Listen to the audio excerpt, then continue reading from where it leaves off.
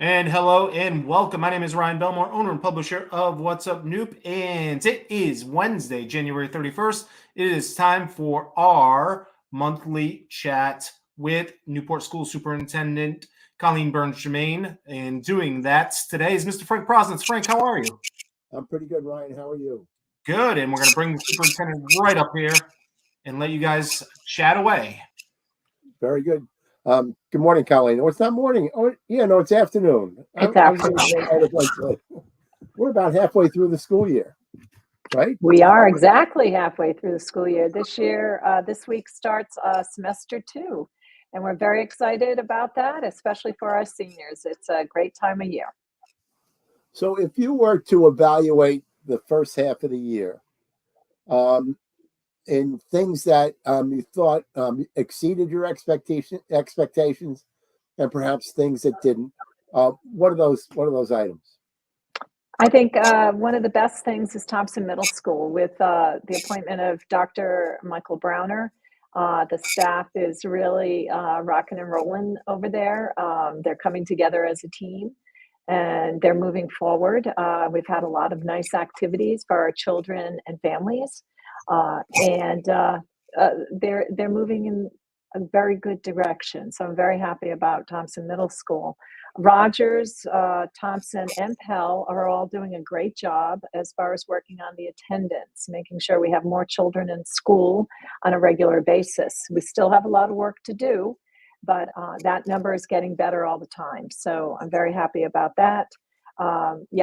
This week, the governor, along with the commissioner, Representative Abney, our mayor, our school committee chair, school committee members, and city council members attended FAFSA presentation to our seniors, and that was a very well attended, and our students are already signing up for the FAFSA so they can have more opportunities for resources going forward.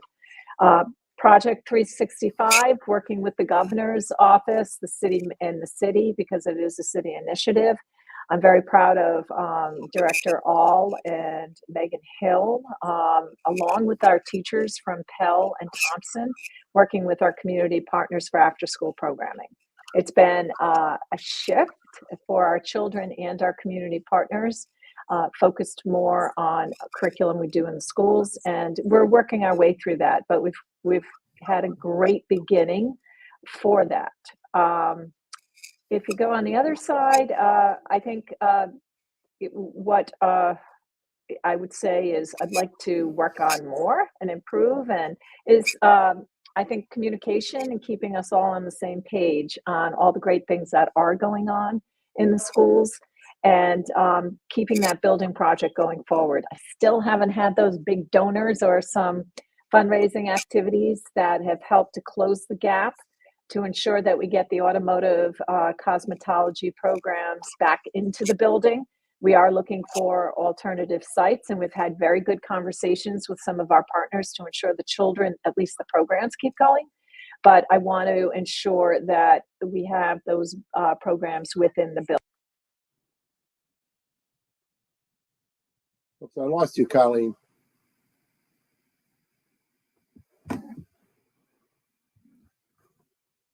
I think you're muted, Colleen. Can you hear me now? I can hear you now. Good. I could hear you during that whole time, Colleen. You're good. Okay. All right. So those things are some of the things we're still working on. And I'm looking forward to working with the community and at least with others. We're trying to do a feasibility study on that. And thank you to one of our community business partners that made that recommendation to me to get, a proposal together on those programs for automotive, cosmetology, and the track and field. And I want to give a shout out to one of our recent graduates, Dylan Walker. I saw a letter to the editor regarding the track and field because it is a very important part of high school students and athletics. And it's also a great community project for the neighbors and just in health in general, walking the track. So those are some of the things right now we're looking at, we're focusing on. And we also, on March 9th, I do have a big announcement on March 9th at the Rogers High School gym. We're going to have that open to the public. And we're right now in the midst of planning for different events to happen in the gym during that opening so that everyone can come by the gym for one last time and visit it before it goes, before the demolition crew comes in April. So there's a lot going on. How long has that gym been there? How many years? It's been it was built, I think, 1955. I don't, I'm pretty close. It's been here with the whole building the whole time. So Be interesting to see how many former high school athletes come back to see the gym floor that they once played on. that's what we're hoping for. And as a matter of fact, Director Young, working with our teacher Brian Ferrer over in our carpentry construction class, was actually trying to lift the floor to create souvenirs for people and keepsakes. So we're looking into that, working with Dave Connell over in our ADM program, so that the students will actually put these things together for memorabilia for people to have for now and the future. When we take a look at automotive, cosmetology, and track and field, what kind of dollars will it take to get those done? I'm getting harder numbers now, Frank.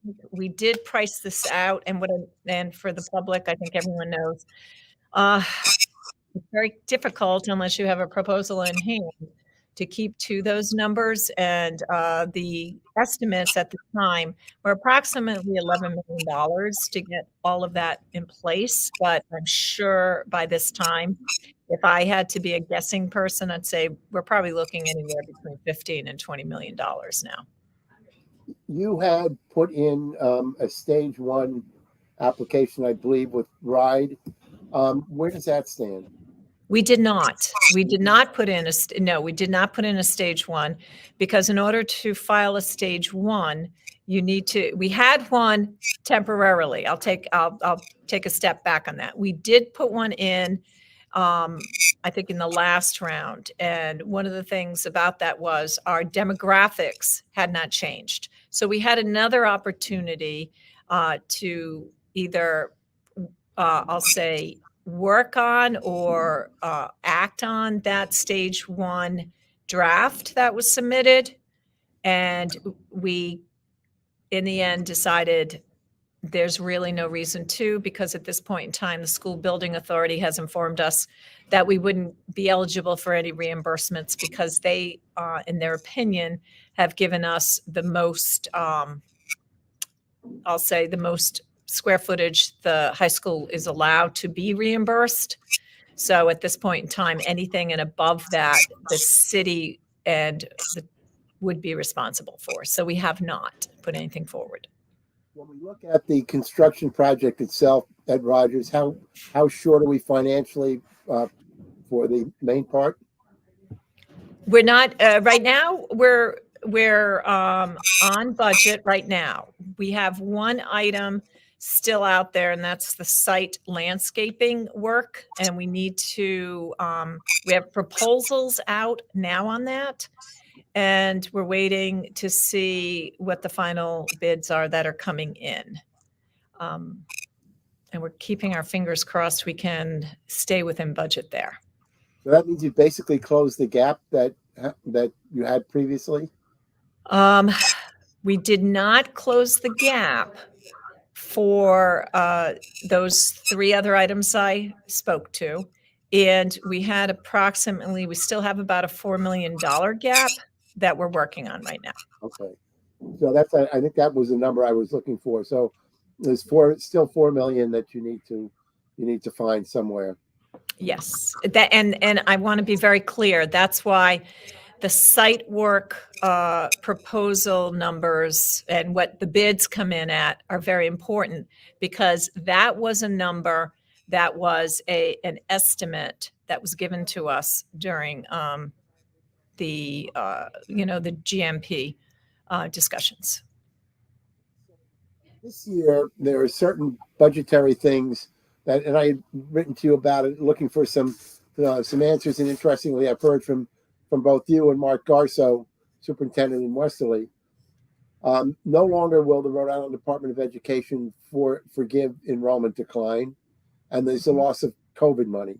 Do we know how much that loss is? And then part two of that is the governor in his budget proposal, and we have to, keep that word proposal out there because it goes through a lot of scrutiny from the General Assembly. He is suggesting an increase in per pupil funding and a couple of other things, and I'm wondering whether or not that's going to make up the difference. That's a good question.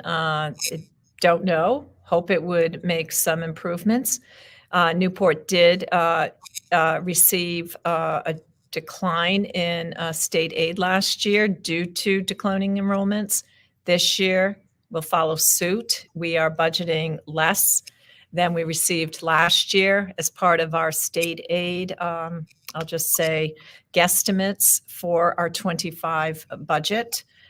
We do know already, and we're very appreciative of it, that in the multi-language learner category, we did see an increase in that category due to the number of students that are identified as multi-language learners. For the audience, that's EL population. It's a new name they have for the English language learners. They now are called MLL, multi-language learners.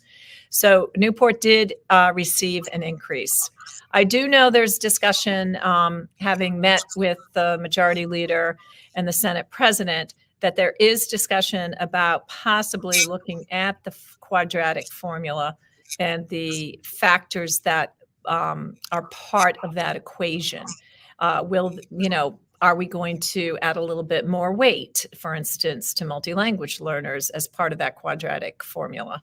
Or are we going to put in transportation, out of district transportation? A lot of districts spend a lot of money on buses. So there are discussions about maybe this is the time to relook at the, I'll just say the input to that quadratic formula for the state aid calculations. The multi-language learners I did bring up during that discussion. We're very appreciative. It's needed. But one of the things we've noticed, it's very restricted on how we can use those funds. And from a Newport perspective, we would like to use some of those funds towards staffing as well. We're a people business. You can't buy software to replace people. And we need, coaches in MLL. We need people in the classroom with the children to help them with their studies. So this is something I'm hoping they take a look at as far as the restrictions that are on the use of those funds.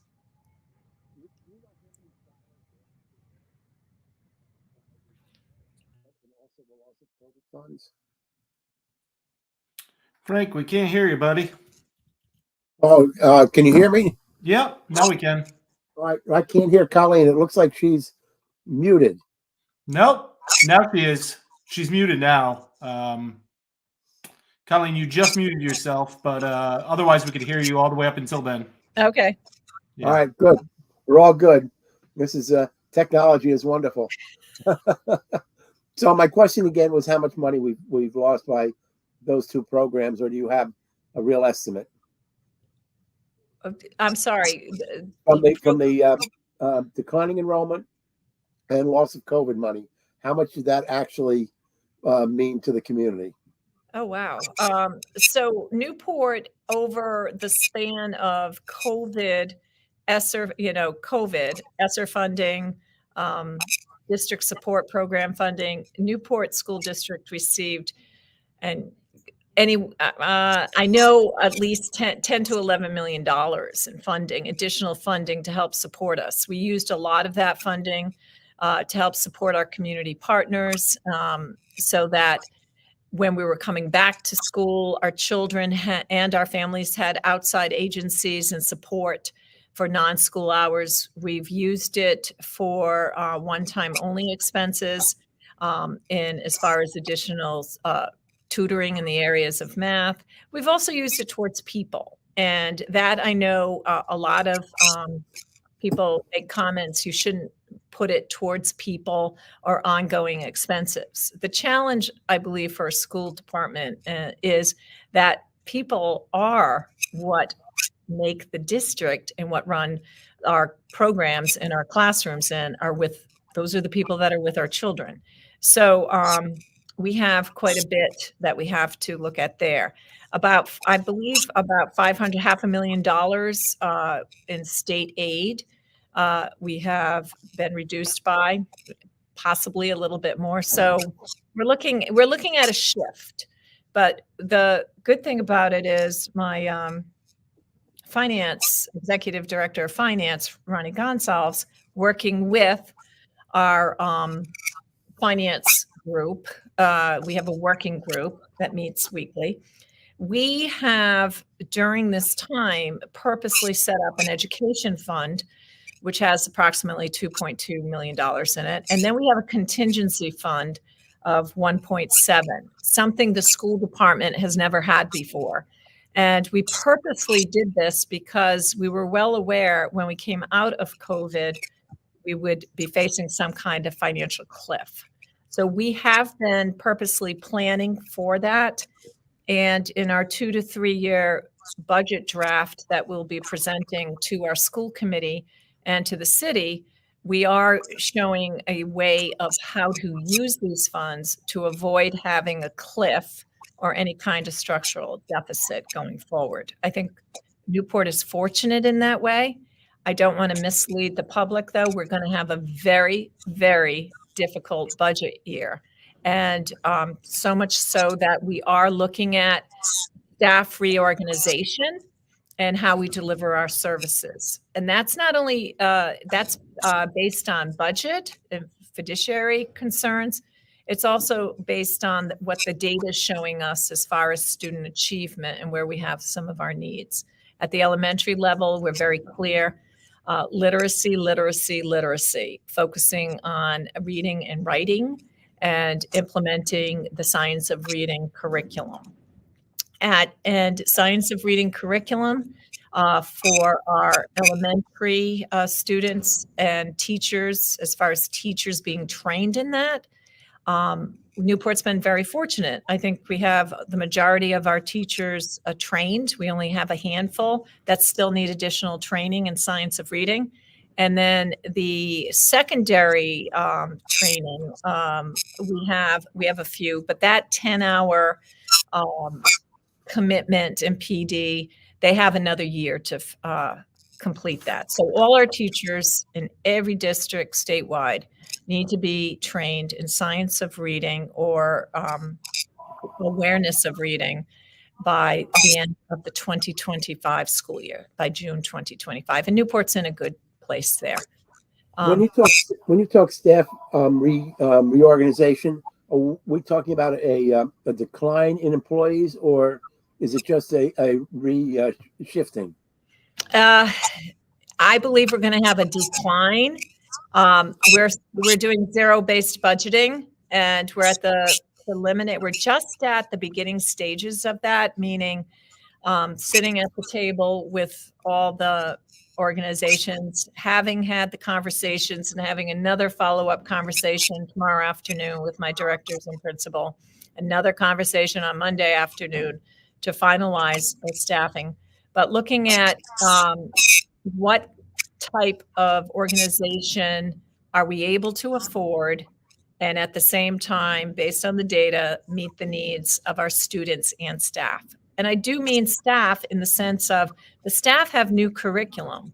And implementation of new curriculum takes professional development and it takes time. And anytime you look at any kind of standardized testing in an area in which there's a new curriculum, there is a little decline in student achievement because of the time factor of implementing new curriculum. The teachers are learning it themselves along with the students. So I can't. I'm sorry. You can't hear me? Yeah, Now we we can hear can. you now, Frank. I think your mic might be going in and out here. Maybe.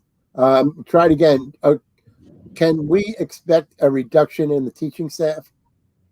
Oh, that's what I was just answering. I'm still in the middle. I'm in the process of looking at that reorganization. I would say most likely we already know we will be consolidating in some areas based on enrollment, but we'll have more definite numbers probably in about 2 weeks. Budget process a little bit. You're shaking your head. You can't hear me? No, I can now. Okay. Oh, good. Okay. In the budget process, have you submitted a budget yet to the city council? No, I have not. Last When- week Go we ahead. submitted our ESSER spending. We submitted that, and we went through the entire process of the awards we were given and how we have spent that money. We gave them the plan and how we will expend the funding by September of 2024. So the council, the community, our own committee, everyone is very clear, which I have to say, Newport's in a really good position because when I was at my State House meetings last week, I did have some reps say, my community hasn't hit, I can't get that yet from my school department. And again, Director Gonsalves working with Directors Young and Andrade have done an excellent job about mapping it out. So it's been very predictable how we're using that funding. Have you gotten any indication from any council members whether or not they were considering level funding the school department? No, I have not. Because level funding I always see as a decrease because costs don't go down. Correct. When we take a look at, we talked about attendance, and I'm curious, you mentioned that was improving. How is that happening? How much are the parents involved in helping to make that happen? So I can only tell you anecdotally. I don't have hard numbers on that, but we are reaching more parents in small groups, community meetings. And as a matter of fact, Susan Saprell in RE Newport, we had a community meeting last week of over probably 30 to 40 community members, along with my elementary staff that focus on attendance. And it was very eye-opening for them because attendance is not a child issue. It's an adult issue. And there's almost like a cultural shift that it's been accepted, I think, by a lot of adults or possibly parents that missing a couple of days is okay. And it really is not. So we're trying to really keep our thumb on that, driving home every week the importance of attendance and making sure children are in school. And we're improving. We're not where we'd like to be, but we're improving, and we just have to stay with it. My fear factor always is once the spring season hits, it's kind of too convenient sometimes for some families to say, let's go for a trip, or you can stay home today, or whatever. So I'm hoping everyone sticks to the plan and everyone attends school.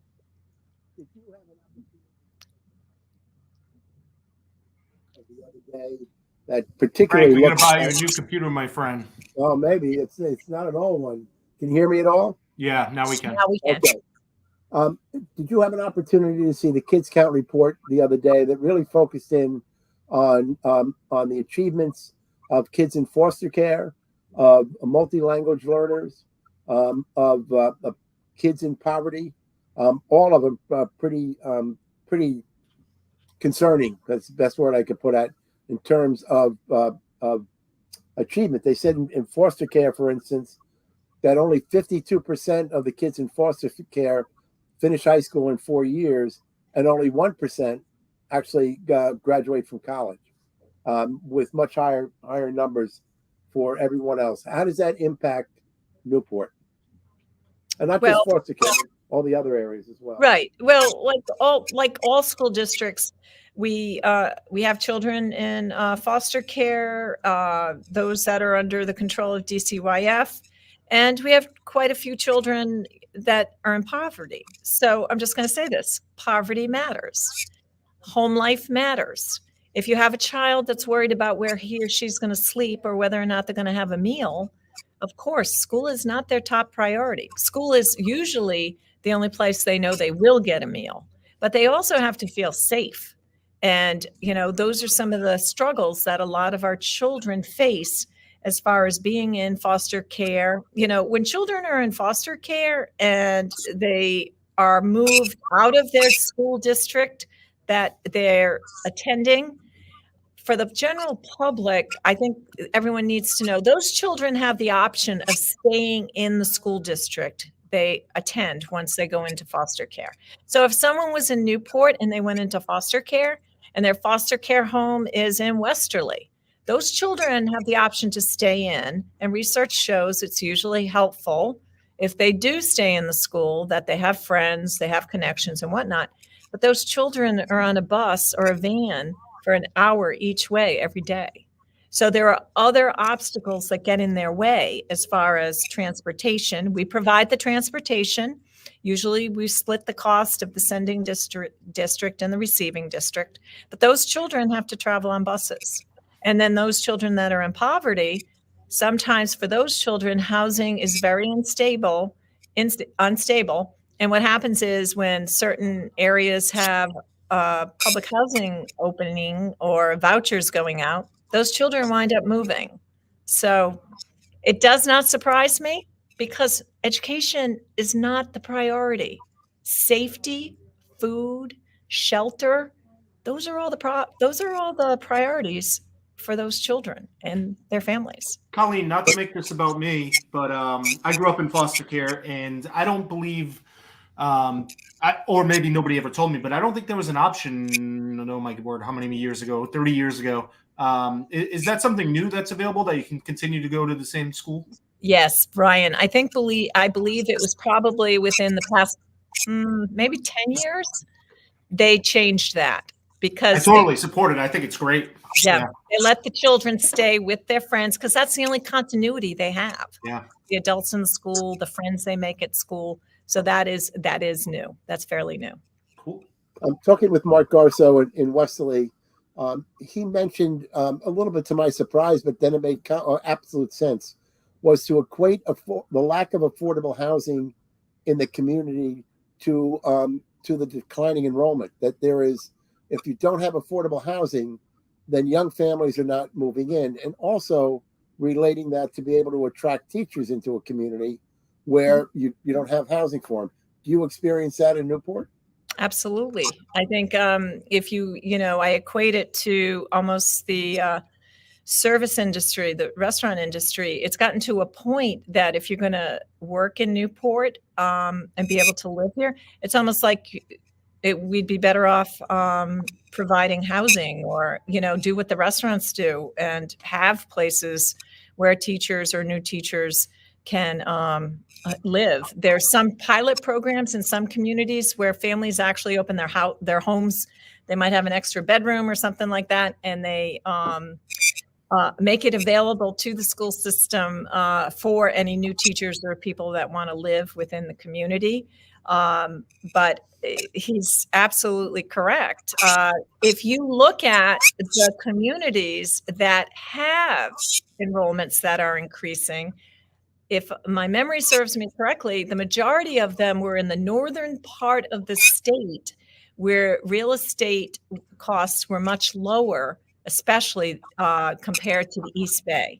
The East Bay, Jamestown, coastal communities, very pricey, very difficult to find affordable housing that's available. Because I do want to remind everyone that Newport per capita has the most affordable housing in the state.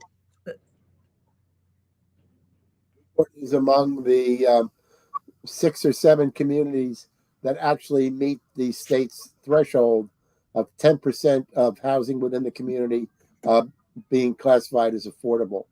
I have one last question, and that goes to a whole different area. The strategic plan that you're developing, as well as the town is developing separately, city and the school department, where are we in that, and when would you expect that to be completed?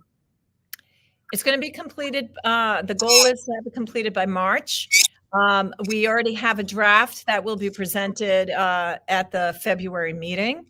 And we're very excited about it. It really, I believe it truly reflects what the community is looking for.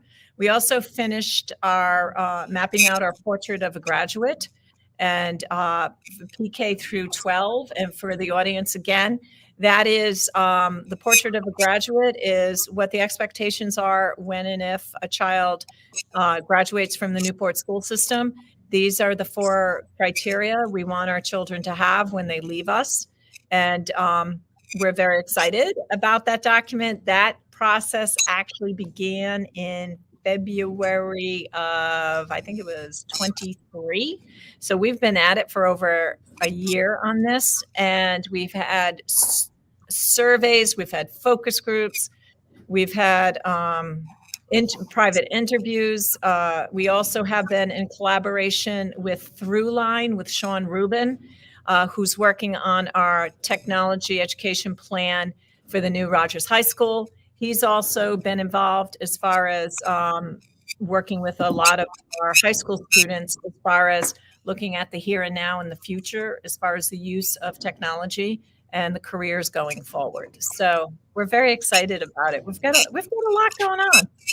You do. Can you just give us a short form on what those 4 criteria are for graduates? No, I cannot. Thank you. I have to have the paper in front of me. There's college readiness, there's a civic responsibility, but I can't do it justice.